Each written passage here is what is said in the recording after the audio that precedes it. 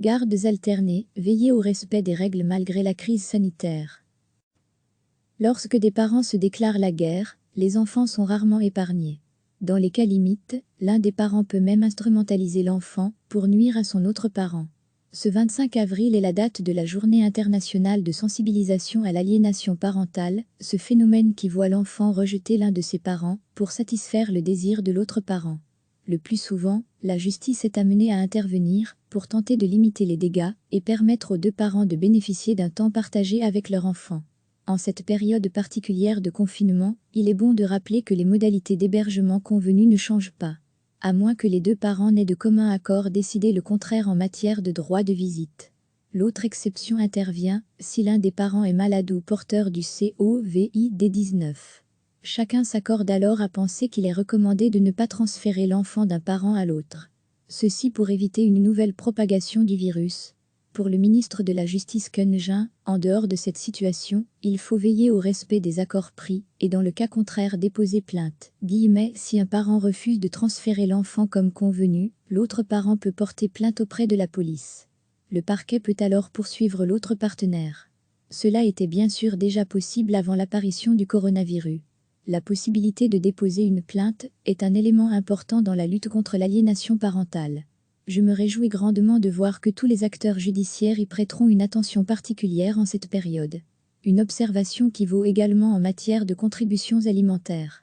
Des accords peuvent être négociés entre parents en cas de difficulté, mais ils ne peuvent être imposés par l'une des parties. Recevez chaque matin l'essentiel de l'actualité. Lorsque des parents se déclarent la guerre, les enfants sont rarement épargnés. Dans les cas limites, l'un des parents peut même instrumentaliser l'enfant pour nuire à son autre parent. Ce 25 avril est la date de la Journée internationale de sensibilisation à l'aliénation parentale, ce phénomène qui voit l'enfant rejeter l'un de ses parents pour satisfaire le désir de l'autre parent. Le plus souvent, la justice est amenée à intervenir pour tenter de limiter les dégâts et permettre aux deux parents de bénéficier d'un temps partagé avec leur enfant.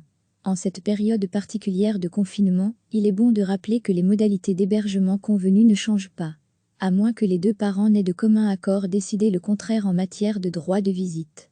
L'autre exception intervient si l'un des parents est malade ou porteur du COVID-19. Chacun s'accorde alors à penser qu'il est recommandé de ne pas transférer l'enfant d'un parent à l'autre. Ceci pour éviter une nouvelle propagation du virus.